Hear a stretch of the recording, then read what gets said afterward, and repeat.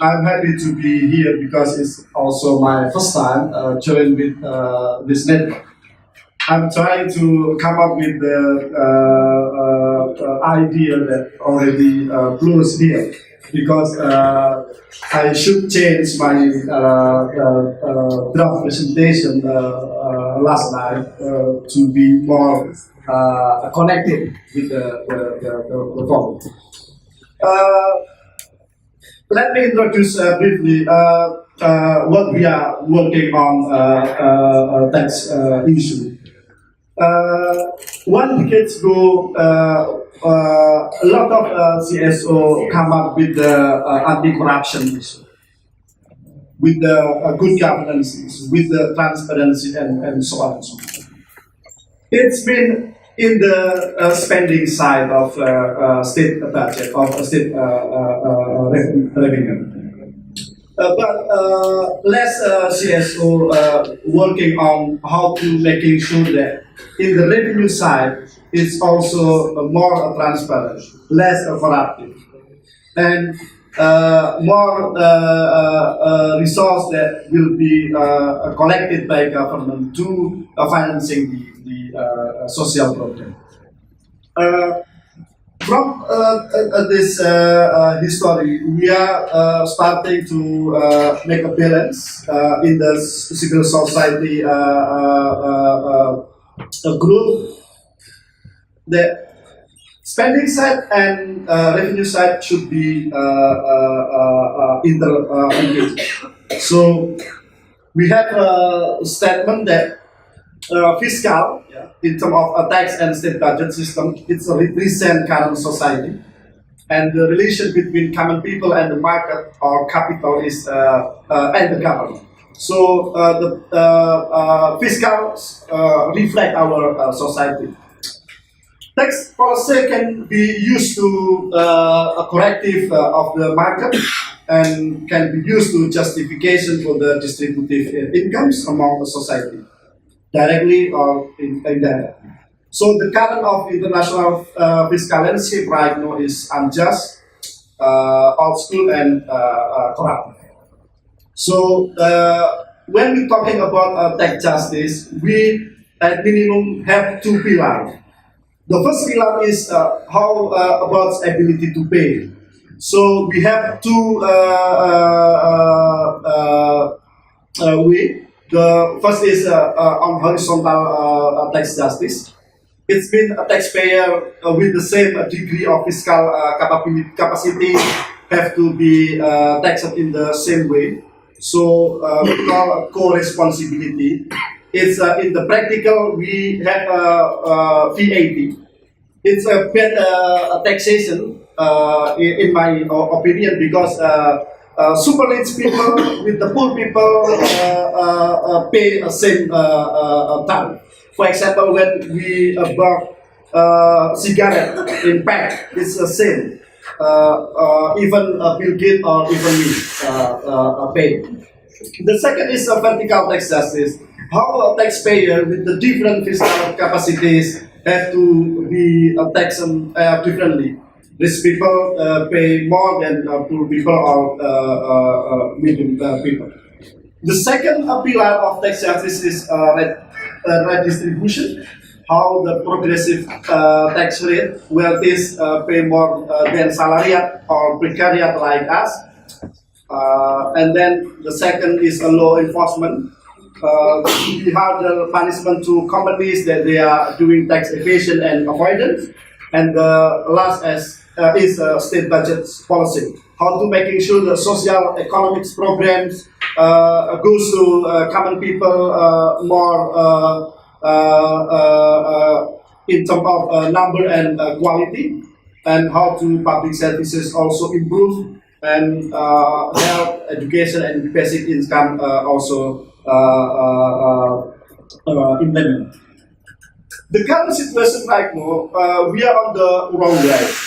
For example, we are ignoring the redistribution aspect in many countries. So the second is we are also happy to tax consumption or sales tax, value added tax, and then less corporate tax contribution, a lot of tax holiday, a lot of tax amnesty, a lot of incentive and exemptions. Many reasons that a government give the policy, but many policy on incentive not effective directly, even on to attract investment like a government reason. The other is the poor extractive taxation model. It's very related to what a lady mentioned before about natural resources, about the climate issue, and so on. And then a poor performance of other assets, for example, property tax and income taxes on capital gains. And then major challenges taxing super rich people in South and in North. Both of super rich people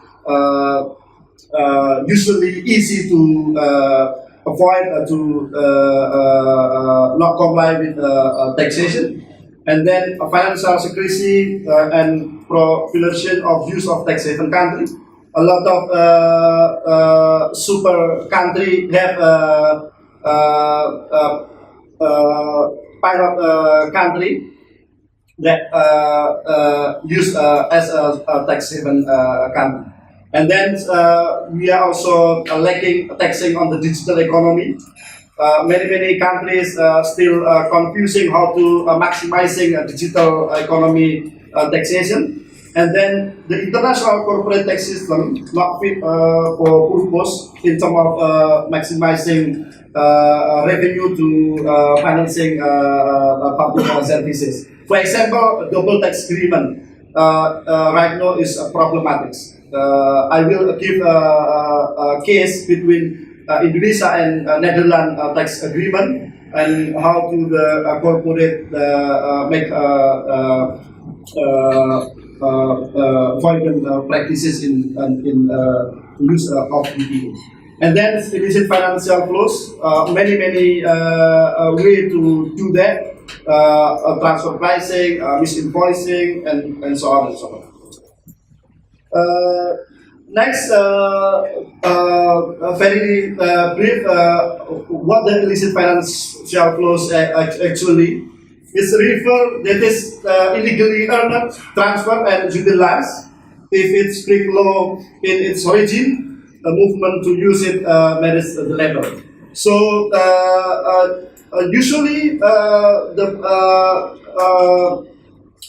practices of illicit financial flows is corruption in terms of how to use tax regulation loophole, and then criminal activity and cross-border tax evasion. So next, the common source of illicit financial flows, the pattern is like the graph. So from the licit source and illicit income generating activities. So we are dealing also with the drug trafficking, corruption, smuggling, human trafficking, and others criminal activities. Next, we have evidence in the global level. It is estimated about 60 until 70% of international trades take place within multinational corporations, that is across national boundaries, but within the same corporate group.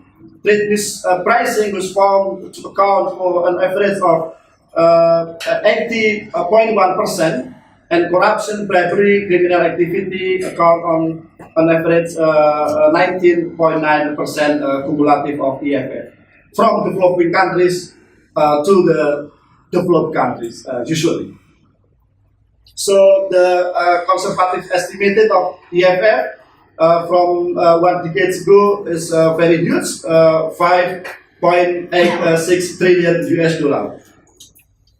Next, and just to complete evidence, the number of money that already estimated by some organization. So every $1 goes to developing country as a foreign assistance.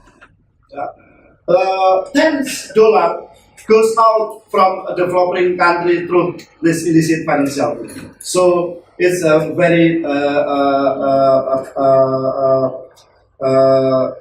problematic, and it will be make a developing country depend to the developed country. It's a picture that show the regional share. Next, sorry, of illicit. The biggest one is Asia. So if we looking some evidence from some organization, mostly put Asia as the biggest regional share in the developing country in terms of illicit financial flows. So next, we are talking about global tax agreement and unequal global tax system. The idea is good. How to necessary to avoid double taxation on the same income by two or more tax jurisdiction. But in the reality, a lot of academics, activists are doing for the one of fundamental reform of global tax reform is the tax treaty system, because a number of case study and macroeconomic analysis quantify the losses in current of tax treaty, especially for developing countries. In such countries, is very huge. For example, in Indonesia, next,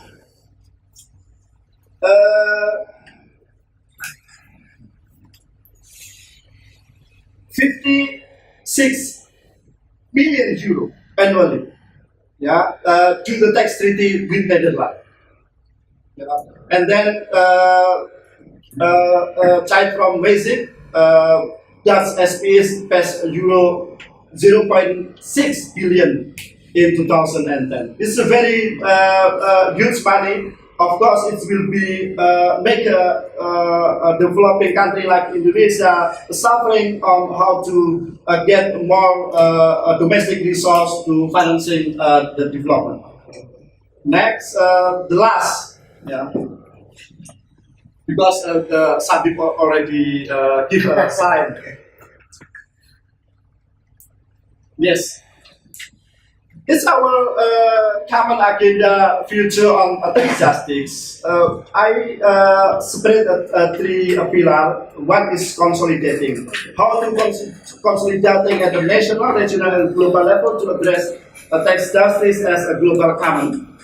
The tax justice can be achieved when put in the domain of social justice, so not far from social justice.